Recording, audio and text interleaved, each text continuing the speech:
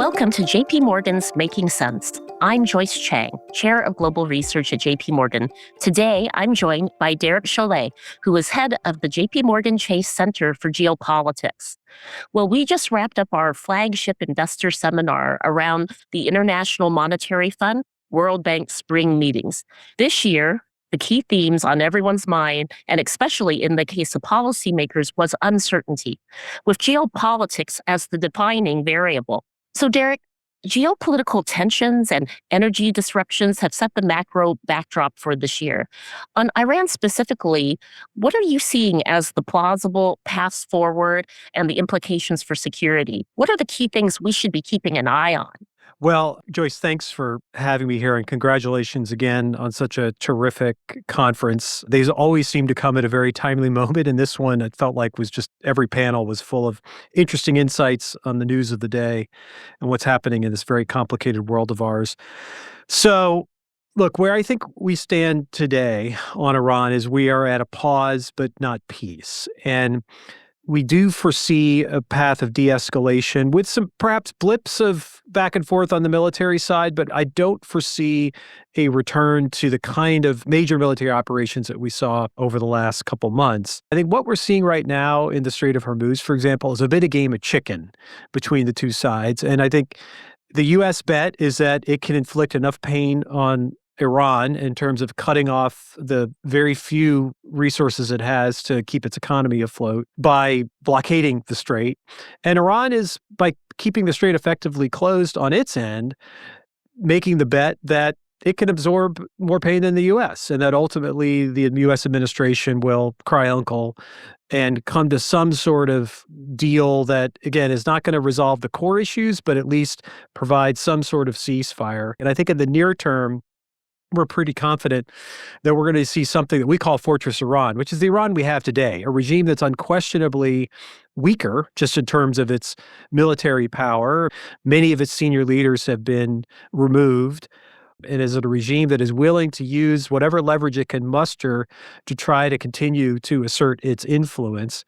But it's also plausible that we could see an Iran that is more fragmented, that perhaps has a regime that's still intact, but is under a lot of pressure internally. We could also see Iran end up into something that I think would be quite concerning for U.S. interests and for the region, something that we think of as a black hole Iran, an Iran that descends into the kind of chaos we've seen in places like Syria, like in Libya 15 years ago, in which leadership of Iran is deeply contested, and we see it exporting a lot of instability. I think the most optimistic scenario, which unfortunately, in my assessment for the next few years is the least likely, is something that we think of as more of an accommodating at Iran that the U.S. administration hoped to bring about. The bottom line is, I think we're going to see this play out in the coming years. I don't think this is not going to be over anytime soon. I think all of us, understandably, have a desire to sort of see this closed, but I think the uncertainty is going to persist. The question is just going to be what comes next and if these worst case scenarios begin to play out.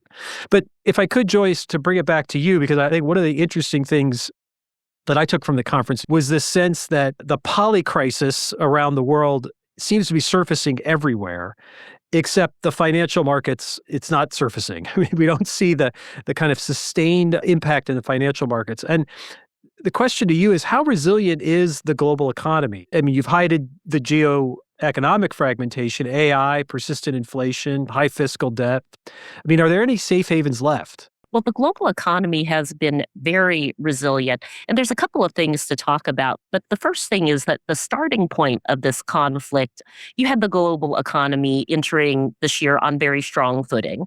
Growth was a lot more resilient than many people had thought it would be because there was de-escalation on trade and on tariffs. You had very easy financial and monetary conditions, a lot of fiscal support through the one big beautiful bill, but most importantly, the AI boom. So going into this conflict, global growth was on track at a very healthy 3.5% this year, very similar to last year. And we have seen an impact from Iran, but this is really going from above trend growth to trend growth. Now, we think if oil stays at 100, higher than a lot of estimates through the middle of the year, goes down to 90 in the third quarter, $80 by the end of the year, we think this takes about half a percentage point off of global growth, which is manageable because we were above trend. But it does raise inflation and consumer prices by like zero point 0.8, almost close to 1 percentage point this year. But I think the big story and the reason we're seeing the markets at new highs, the emergence of Anthropic's Mythos really helped to reignite a very bullish AI trade, which has been the story all year. The S&P 500 performance is increasingly tied to the AI theme, not just the breadth of the linkage, but also how this is expanding into other markets. So you start with the data centers. We're looking at $5 trillion in financing needs to the end of this decade. But you also have the build out. It's not just tech hardware and semiconductors now. Now we're seeing this really expand into small cap, credit markets, and even the private markets. So this has been taking the earnings projections up for the year. And our equity strategists just raised the target for year end for the S&P 500 to 7,600. So we've seen the shocks that are coming from higher oil prices, but we're also seeing just the higher earnings that are coming from AI. We've taken the CapEx earnings forecasts up, to around 18 to 19%. And we've taken a lot of the earnings forecasts up. And it's not just the US, it's around the world that we're seeing some of these trends. So we're at levels that are higher than before the Iran conflict started. But it's been harder to find safe havens. One thing that really has stood out is the disconnect between what we're seeing in the developed sovereign debt markets and in equity markets. So markets have become much more sensitive to shocks. And you're really seeing that looking at U.S. Treasury yields, looking at JGBs, looking at gilts. Well, public debt continues to grow and the deficit continues to grow. And there's less fiscal space for increases at this stage in the game. So term premiums remain very elevated here, and we don't think you're going to see the Fed cutting rates this year. I think one thing that has been more of a safe haven has actually been being in the investment grade, U.S. high grade corporate bond markets. Those spreads have actually tightened since the conflict began. And that's supported by what's shaping up to be a very strong earnings season across a whole broad range of U.S. companies, not just in the technology space. So we're seeing markets that have now gone into a pattern. What we're seeing is this pattern of sort of mini sell-offs and these very quick rebounds that are really on the narrative of the day. The drawdowns that we're looking at have been much smaller than what we saw at COVID, Russia, Ukraine, or even last year's Liberation Day. So markets that have really held in there very well. Derek, how are you looking at the outlook for Europe and the transatlantic relationship, how that's developing? And here we're seeing a lot of variation, like Hungary's election results were actually ones that were seen as really endorsing the EU agenda. But how are you looking at the state of play in Europe right now and where countries have the biggest trade-offs and opportunities? Yeah, well, it's been quite an eventful year thus far for Europe and U.S.-European relations. We started the year off with Greenland as a manifestation of the Iran crisis. We have another question of the future of NATO before us. I think there's certain things that we know. Defense spending in Europe at long last is rising meaningfully, and there's going to be significant defense investment. We're already seeing it. It's only going to continue. And I think this is a huge opportunity as well for investors. Resilience is the word of the moment.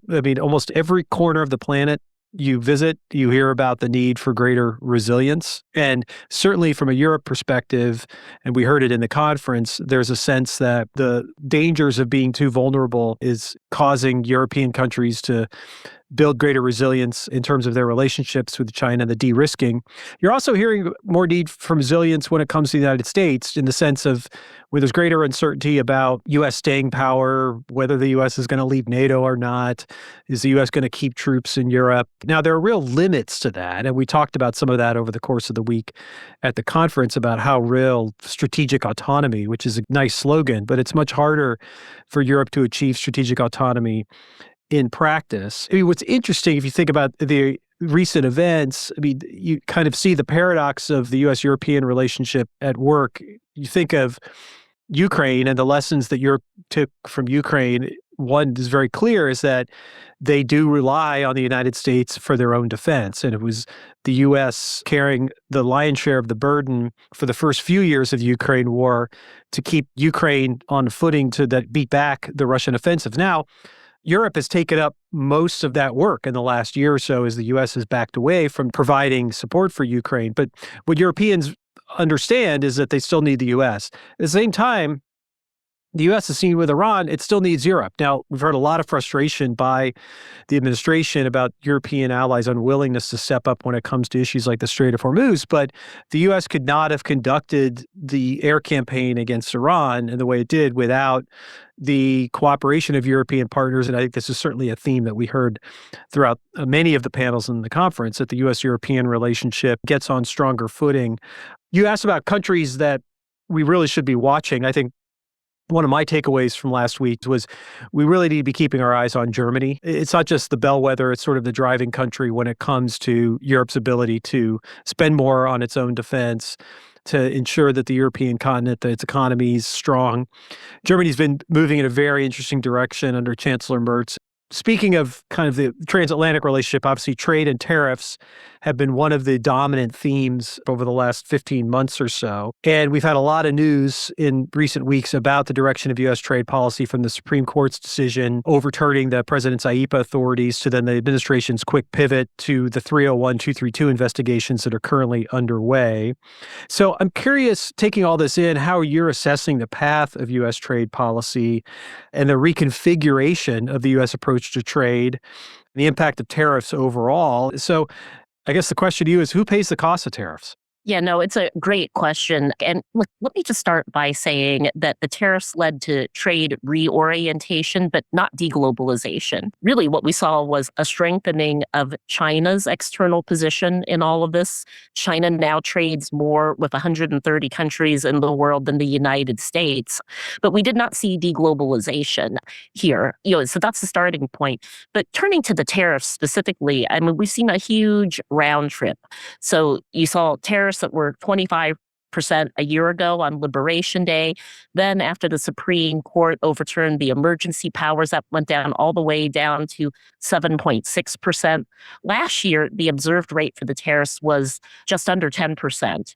And now when you look at using the Section 122 and the 301s, I mean, we think you're going to have tariffs that settle in a 10 to 12% range. And a lot of businesses have adapted to this, particularly the large businesses. It's mid-cap that's actually hurt the most by that. But who pays the cost of the tariffs? I mean, look, the tariffs are a form of tax. This is paid by U.S. importers, not by the foreign countries. And there is a pass-through. We do think you're going to see a pass-through to inflation, and that along with higher oil prices. This is why the Fed is going to, we think, remain on hold.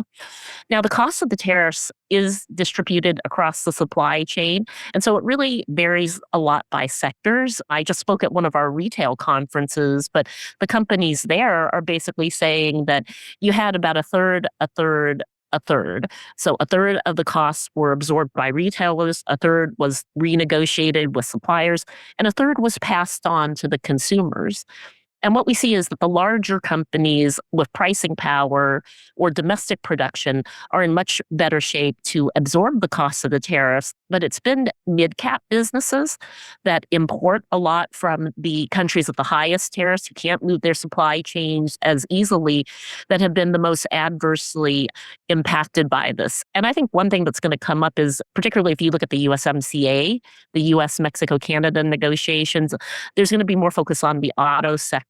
I would say that the auto sector, automakers have so far passed along much fewer of the tariff costs to consumers than had initially been anticipated, maybe only 25%. So the tariff story is not in the headlines the way it was last year. There's a sense that at these levels and with refunds underway, that we've probably seen the worst past of some of those tariff threats. Derek, I want to just turn to you and talk more about the next event that we're watching right now, which is the Trump-Xi summit, which I think is still on track to happen in the middle of May. And we have seen a real pivot in China's 5-year plan towards more focus on security first in their economic models. What kind of agreement do you think we can come up with between the U.S. and China at this juncture? Do you see this as more of a trade truce or maybe even the opening for a bigger deal? There's been a lot of talk about whether China would be allowed to invest in more sectors in the U.S. Yeah. Well, we expect the summit to be full of pageantry. It will probably be one of the most highly hyped U.S. China summits in recent memory. It's the first presidential visit to China since the last time President Trump visited there 6 or so years ago. That said, I think that expectations are pretty modest for what will actually get achieved at the summit. It is important to note that this will be the first of what could potentially be 4 meetings between the presidents over the course of the year, because one of the expectations out of the summit is an invitation by President Xi to come back to the United States for another bilateral summit. And then the Chinese are hosting APEC later this year, and the U.S. is hosting the G20. So if both leaders attend those meetings, you could have 4 sessions between the two presidents, which is quite significant. I think in terms of whether we see a trade truce or a bigger deal, I expect a trade truce and perhaps the beginnings of something that lead to a bigger deal, but nothing at this summit in May. I think of the 5 T's: tariffs, tech, trade and investment, travel, and Taiwan. So I started with tariffs. I think we'll probably see an extension of the truce from the meeting between the presidents last October in Korea, where the kind of retaliatory spiral that we were in after Liberation Day was arrested. And I think that will probably, there'll be an agreement to keep that going, keep that truce going. I think on technology, of course, the Chinese are going to be very interested to see the U.S. potentially loosening some export controls. I'm not sure if we'll see that. I think what I'm watching more carefully on technology, Joyce, you mentioned Mythos, and both the Anthropic and the OpenAI real step change we've seen in their models. I think that AI and the AI governance and the guardrails around advances in AI will be something that will creep its way onto the agenda in the coming weeks as in the lead up to the summit. Third, trade investment. You mentioned some speculation that coming out of the summit, there could be some major announcements of Chinese investment in the United States. Some of the expectations have been tempered a bit. I think that obviously politically could be quite sensitive here in the United States in terms of massive Chinese investment. It's a very delicate matter. On travel, as I said, I think we'll have an announcement of President Xi's commitment to traveling to the United States for a summit.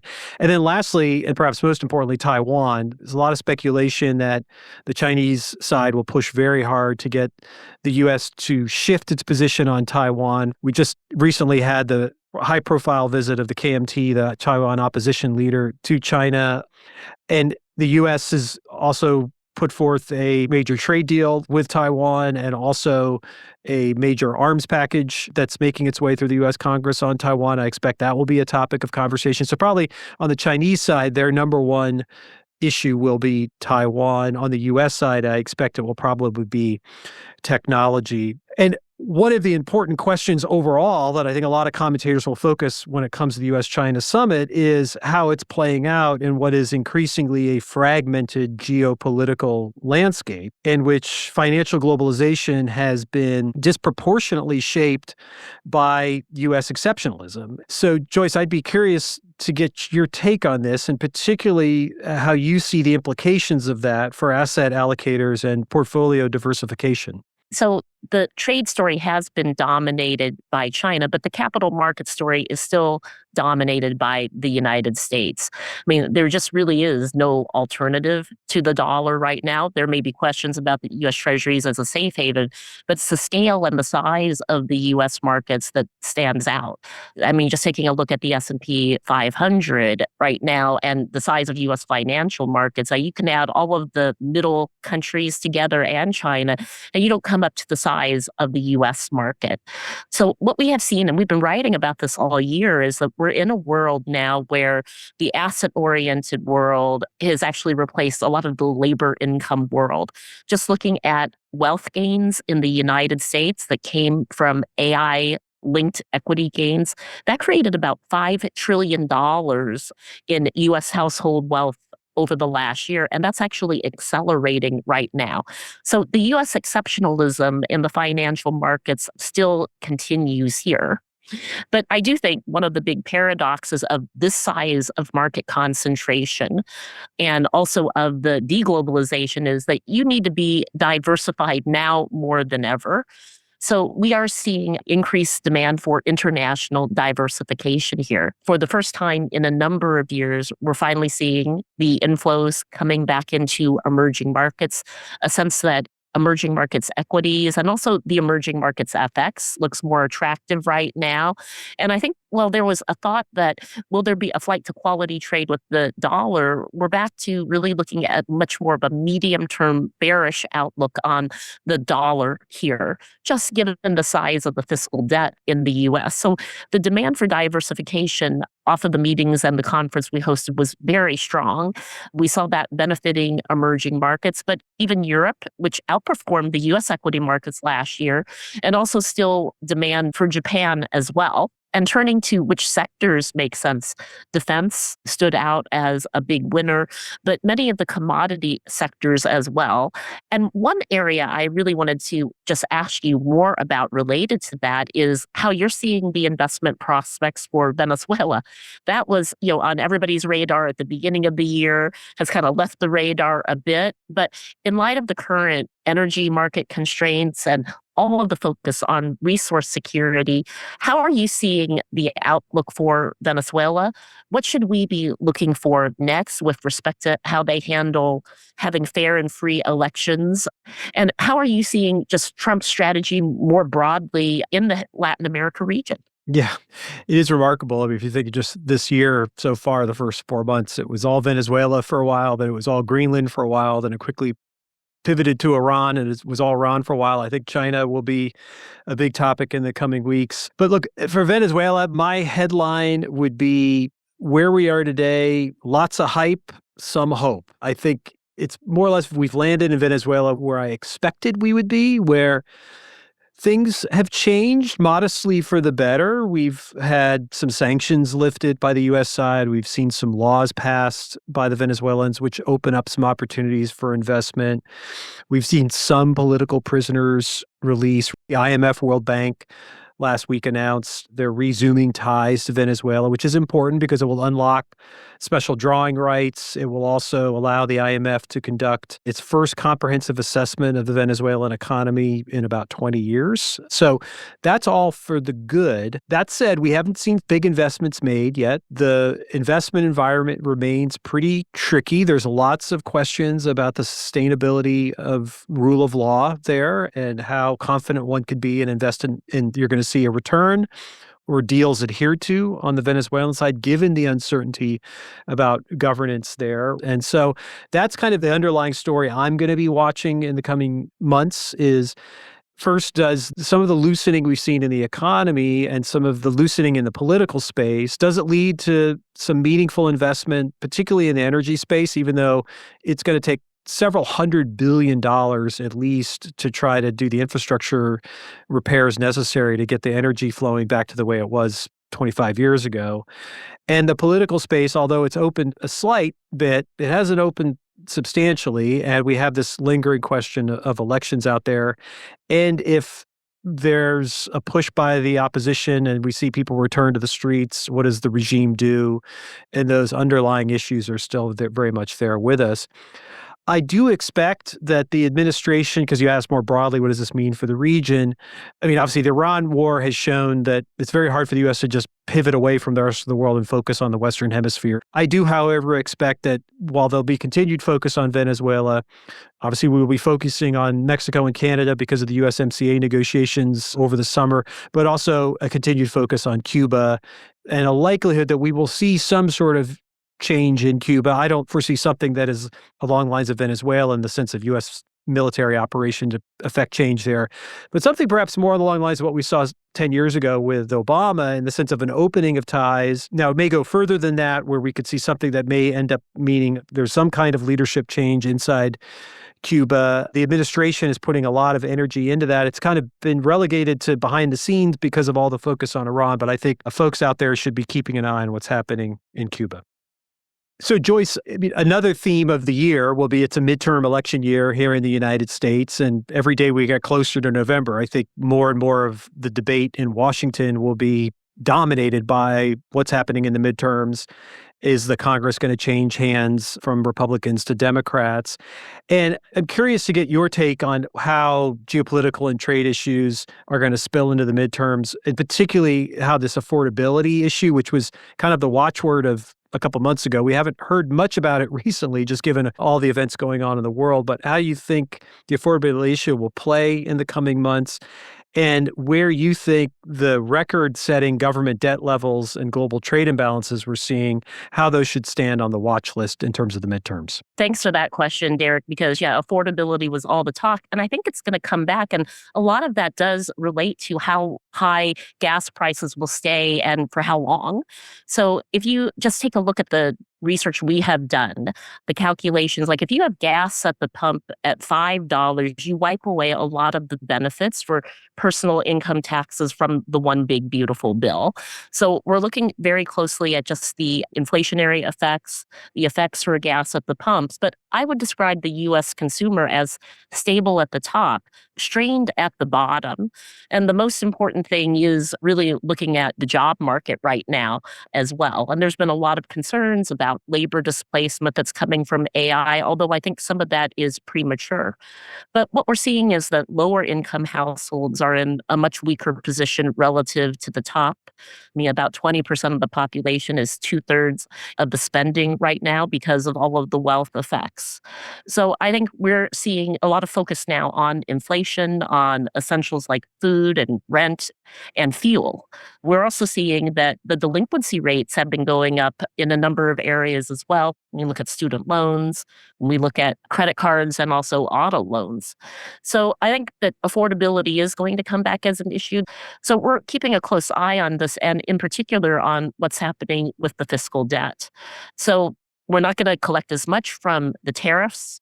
You have requests for reconciliation bills to increase the defense spending. And all of this means that we could be looking at a fiscal deficit that is considerably higher than what's in the baseline from the Congressional Budget Office at just under 6% of GDP. And that means that these issues are going to, I think, weigh on some of the sentiment going into the elections. So there's a lot to watch here with respect to the global imbalances being back on the table as an issue.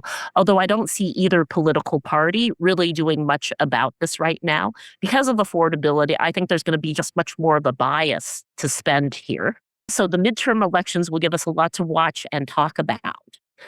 So with that, I really want to thank Derek for joining us today and for sharing his insights. I encourage you all to follow the insights from the Center for Geopolitics. The Center for Geopolitics brings sharp, focused insights on global developments that really matter the most for markets, strategy, and risk. For our listeners, please stay tuned for more episodes as we continue to explore the trends that are shaping the global economy and financial markets. Thank you so much, Derek, for joining us, and we look forward to continuing the conversation. Yeah, thank you, Joyce, for having me, and thanks to you and the team for all your support and partnership, and right back at you. I think everyone here, obviously, I know they're dedicated followers of you, but you do great work, you and the team. Well, thank you so much, Derek. So much to talk about. Thanks for listening to JP Morgan's Making Sense. If you've enjoyed this conversation, share your feedback by leaving a comment or review wherever you listen to podcasts. And be sure to follow our channel so you don't miss an episode.